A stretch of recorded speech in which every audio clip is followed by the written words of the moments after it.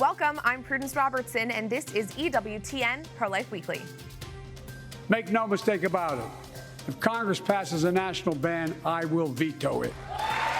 Focus on abortion. President Joe Biden and pro-abortion lawmakers used the annual State of the Union address for their own motives, including the killing of unborn babies. We take a look at the president's remarks and the guests the president welcomed into the halls of Congress with EWTN News Nightly's White House correspondent, Owen Jensen. Mr. Houck goes to Washington. Acquitted pro-life activist Mark Houck was in Washington, D.C. this week and plans to sue the FBI after a brutal dawn raid on his home. He joins us after a successful trial to share what he plans to do next. Given the boot, pro-life students were kicked out of the Smithsonian's Air and Space Museum on the day of the March for Life and say it was unjust. We get reaction from the mother of one of the students and her lawyer.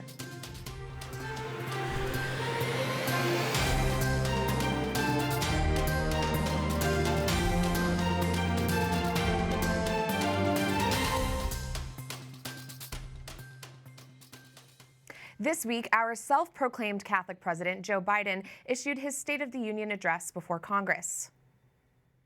Congress must restore the right that was taken away in Roe v. Wade and protect Roe v. Wade.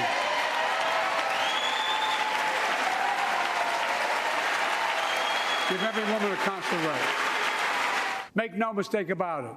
If Congress passes a national ban, I will veto it.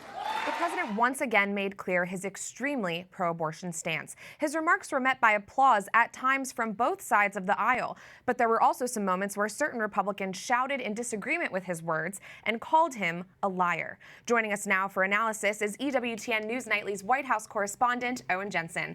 Owen, thanks so much for being here today. Pleasure to be here, Prudence. Great to see you. And by the way, keep up the terrific work you're doing on this show. Thank you so much, Owen.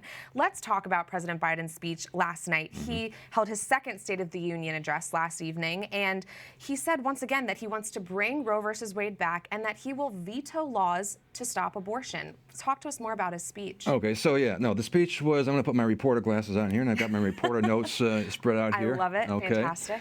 So there's no question, they've been pushing the codify Roe, codify Roe. How many times have you heard that over the last 7 months since the Dobbs decision came down, right? They want to codify Roe. There's no way that's going to happen. They wouldn't have the votes. That's number one. But they're going to keep pushing that message to satisfy their base.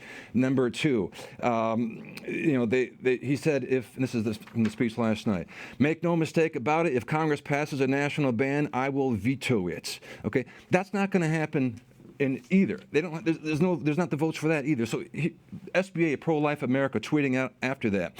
Biden's claim that Republicans want a national abortion ban is pure disinformation. They call them out right there on that. But that's the way they're going. They know that looking ahead to 2024 and then looking at the midterms. They know that message is resonating with their base. They're going to keep at that. There's no doubt about that. Sure. Yeah. And talk to me a little bit more about looking further into this year and into 2024.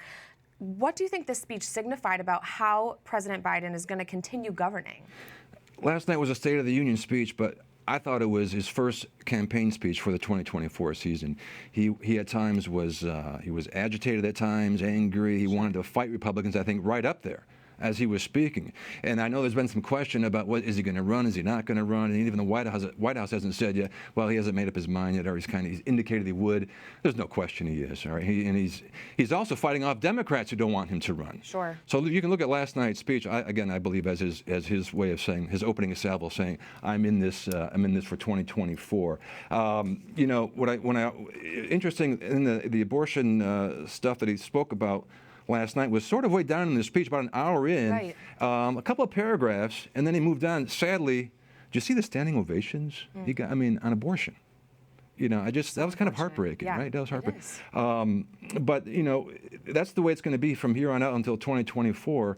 And you can expect that to be front and center on the campaign trail, at least for the Democrats. And it'll be very interesting to see how the Republicans respond to that. Yeah, that's very insightful. And shifting gears a bit, you recently asked the president a question, as you always do, on the White House lawn, in the briefing room. Great questions. Yeah. You recently talked to him about taxpayer funding of abortion. He had some interesting things to say about some bishops and even the Pope. So talk to me a little bit about your exchange. Yeah, no, absolutely. The whole thing was 10 seconds. I've got it. Where did I put that? Right here. Oh, yeah. Okay, I've got it. The whole thing was about 10 seconds long. And I said to him, sir, where did I put my notes here? I said, okay. I said, Catholic bishops are demanding that federal tax dollars not fund abortions. Right.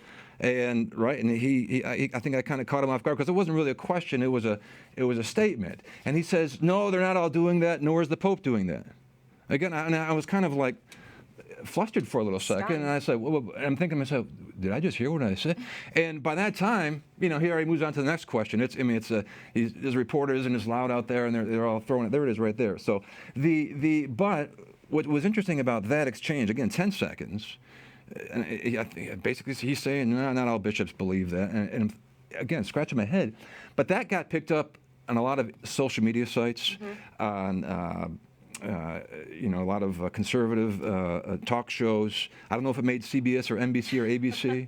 I'm guessing not. Yeah. But it did make that also. It caught the attention of the USCCB, the U.S. Conference of Catholic Bishops, who wrote, basically saying earlier this week they sent out a release after that exchange. President Biden responded to a reporter's question, that's me, about the bishops' opposition to taxpayer funding of abortion. Anyway, they go on to say, quote, the Catholic bishops of the United States are united in our commitment to life and will continue to work as one body in Christ to make abortion unthinkable. Going on to say, taxpayer funding of abortion would force people of good conscience to participate in this grave evil against their will. It would contradict our right to live in accord with the tenets of our faith. There's no clear distinction right there. I didn't get a chance to read that to the president. I'm hoping to in the near future. We'll see. I'll let you know how that goes, Prudence. Yeah, certainly. Well, thank you so much for joining us today, and thank you for always asking such great questions. I know it's such a blessing to our viewers and to all of us. I'm working for the EWTN viewers, and thank goodness we have them because they're putting us in this position to ask those questions. That's right. And we're not leaving the White House North alone anytime soon. Yeah. Thanks so much for joining us, Owen Jensen. Okay, Prudence. Mark Houck, a pro-life activist who was acquitted of charges that he violated the FACE Act, has said he will sue the FBI for what several have described as an act of terror. Now that Houck has been acquitted, he's been able to share more details about what happened at his home that early September morning last year. Houck has explained that his 7 children were terrorized by the scene. They had to watch their father be handcuffed, put in a police car, and violently arrested. Houck has also stated that he believes this would not have happened to him and his family if the Trump administration was still in office. Pro-life activist Mark Houck joins me now. Mark, hello, and congratulations on the recent verdict from the jury. We at EWTN have been praying for you, and we're really glad to welcome you onto the show today. Talk to me about why you've decided to sue the FBI.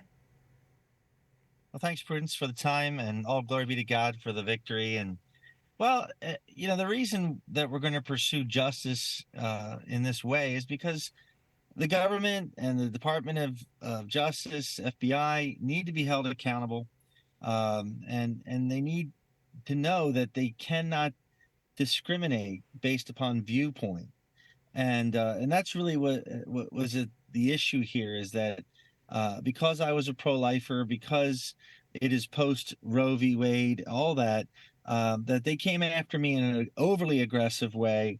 We agreed that we would come into the city of Philadelphia to present ourselves should we be indicted, and there was no need to put my children in danger. There was no need to intimidate, humiliate, and scare, potentially harm my children, and terrorize my family. Sure. And Mark, I want to focus on what you said to those agents that morning before they arrested you. You said, "I know why you're here. You're here because I rescue babies." Mark, why have you chosen these abortion mills as your battlefield?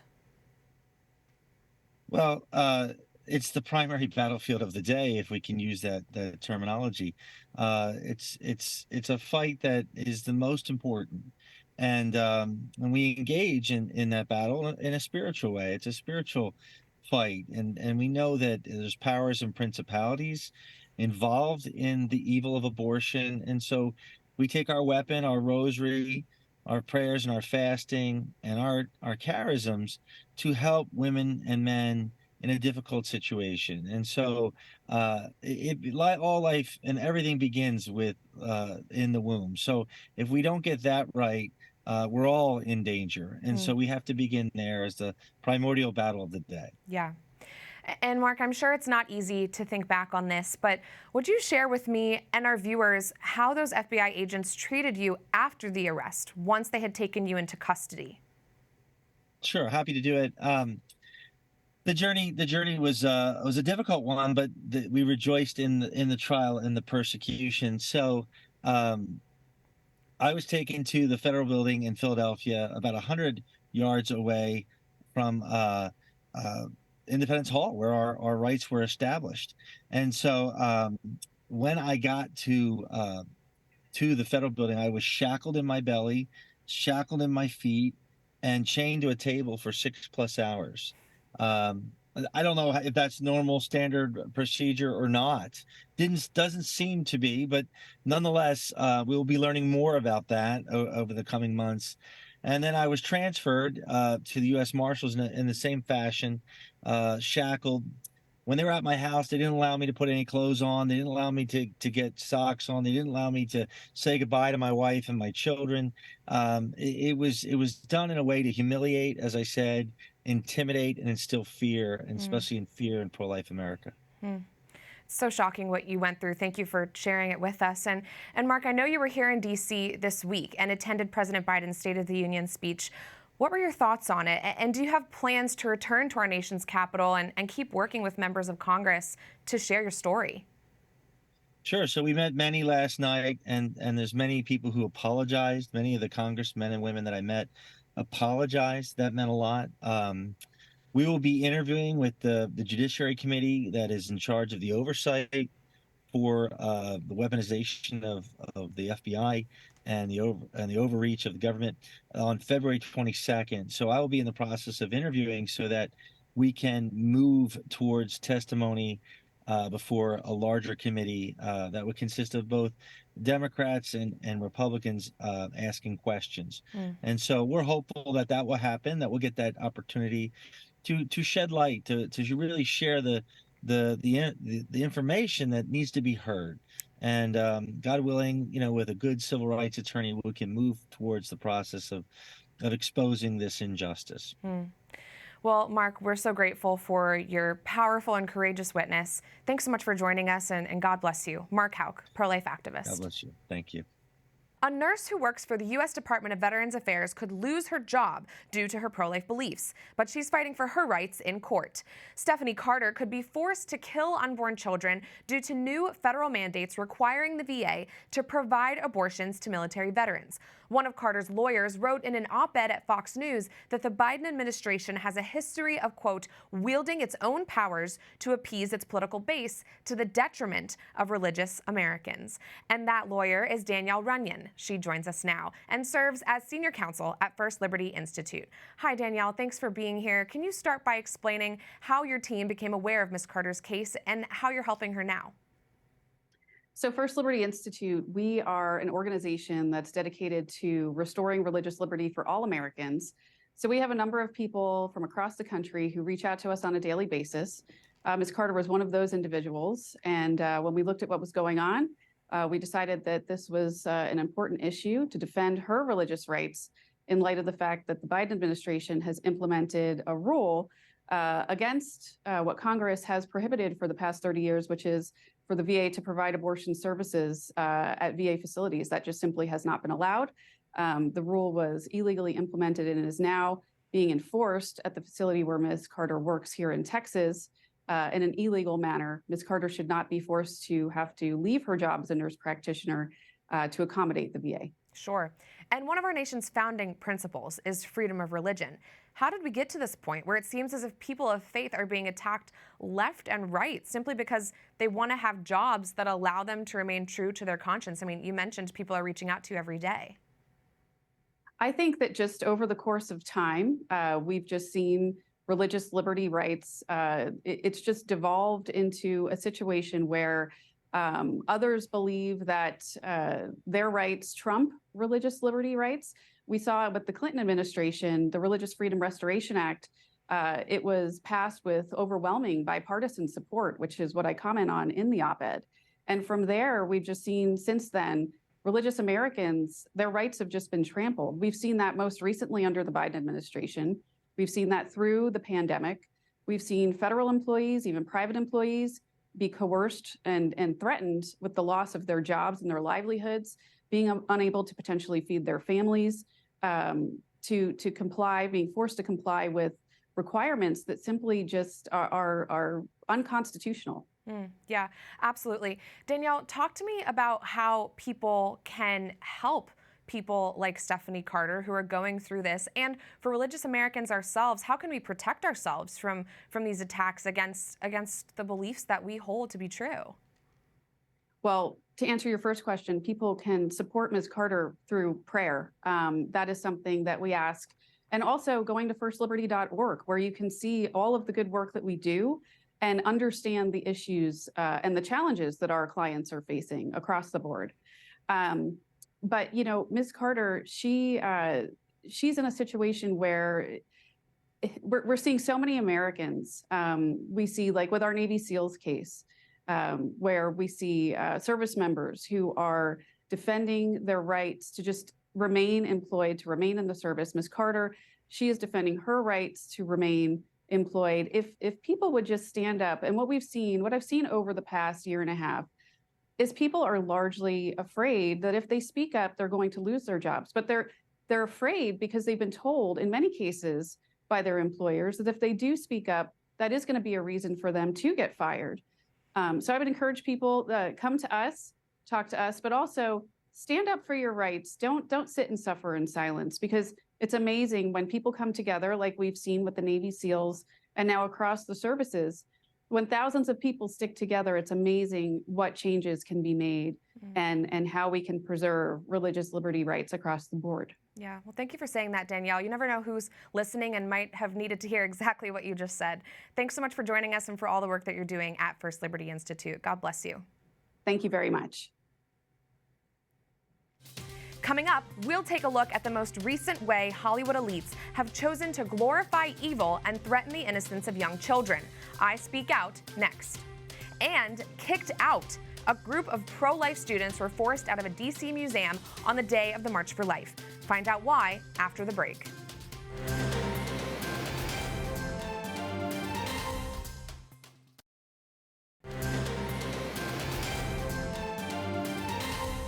Welcome back to EWTN Pro-Life Weekly. I'm Prudence Robertson. Hollywood's woke culture continues to glorify evil, most recently and scandalously at the annual Grammy Awards. That is this week's Speak Out segment.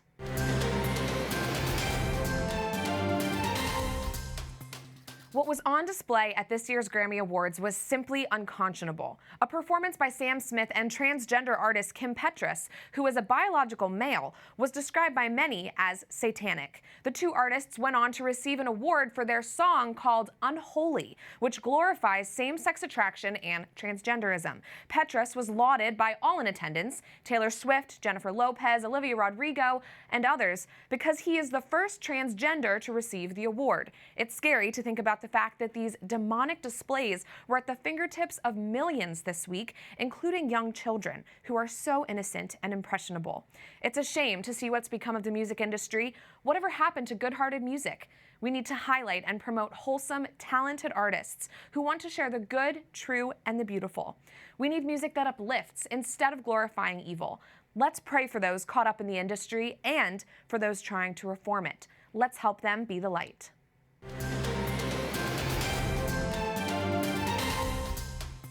And for this week's Pro-Life Focus, a group of 6 students were kicked out of the Smithsonian Air and Space Museum on the day of the March for Life. Why? Because they were wearing pro-life hats that said Rosary Pro-Life. It's been recounted by lawyers at the American Center for Law and Justice that the staff at the museum yelled profanities at the kids and forced them to leave, claiming that the federal building was a, quote, neutral zone. The Smithsonian did issue a statement saying asking visitors to remove hats and clothing is not in keeping with our policy or protocols. Joining me now is Christina Mills, the mother of one of the children who was kicked out of the museum, and her lawyer, Olivia Summers, senior litigation counsel at the American Center for Law and Justice. Ladies, thanks so much for joining me today. Christina, I can't imagine how hearing this news must have made you feel on the day of the March for Life. Can you explain what happened that day from your perspective?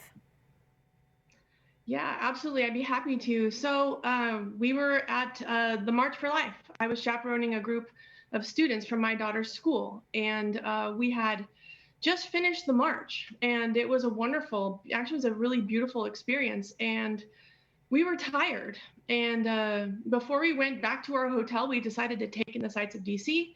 And our group split up into smaller groups, and some of us went to the Air and Space Museum. So that's where the story basically starts, is at the Air and Space Museum. We stood in line, and immediately upon entering, there's a checkpoint where, you know, you put your backpacks and they check your purses and backpacks and stuff. And at that point, we were asked to remove our hats. And here's the hat, right? It says pro-life, right? It's not like a very, you know, it's not, you know, anything, you know, I don't know, controversial. Sure. So I didn't think anything of it. I just removed the hat because I associated it with the checkpoint, and I thought it was some security reason. So I removed the hat, and me and my the students that were with me just went on to enjoy the exhibit at the museum. And after touring a while, we kind of met up with some other students over by the escalator, and they were very upset. They came to me and they said that 2 security personnel from the museum had asked them to remove their hats. And this time they said why. And I was just shocked, because they clearly said that the reason they wanted them to remove their pro-life hats was because of the pro-life message. So it had nothing to do with security. It had to do with the message of pro-life. And I was extremely upset. I thought, how dare they? What an overreach, you know, to target these students, right? I looked around. I didn't see the security personnel at that time, but I told the students, if they come back, you say no.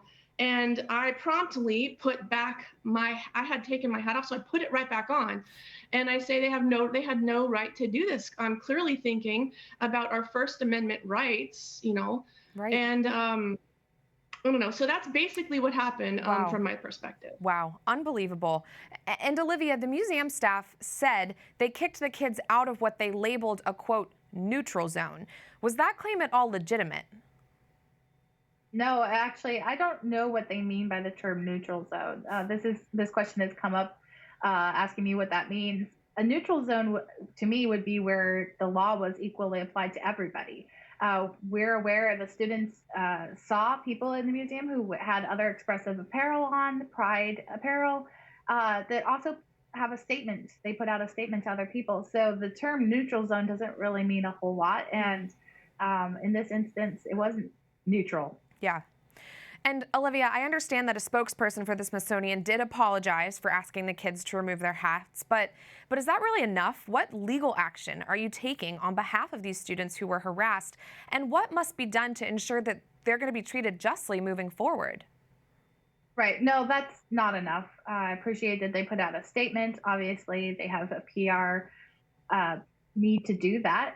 But we filed a lawsuit on behalf of these students and parents on Monday evening. So we're pursuing legal action to make sure that the Smithsonian is held accountable and that this does not happen again, and to get to the bottom of why it did happen in the first place. Sure. And Christina, we have about 90 seconds left, but I just want to ask you quickly, what did you say to your daughter upon hearing what had happened, and how are you encouraging her and her friends to stay true to what they believe in through all of this?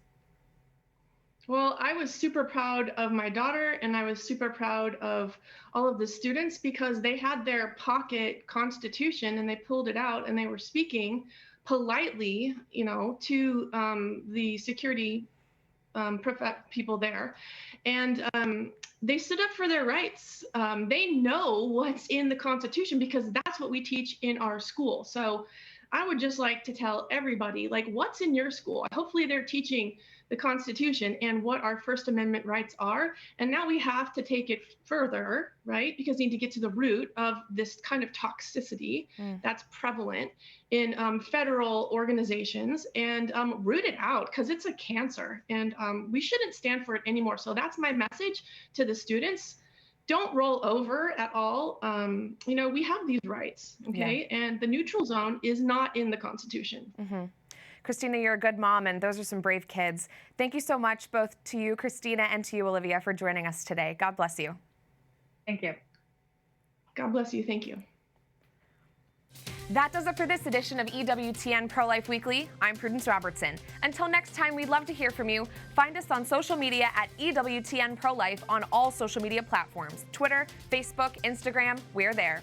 You can also send us a message by emailing ProLife Weekly at EWTN.com. We love to hear from you. Remember, life is a gift. Your life is a gift. God bless.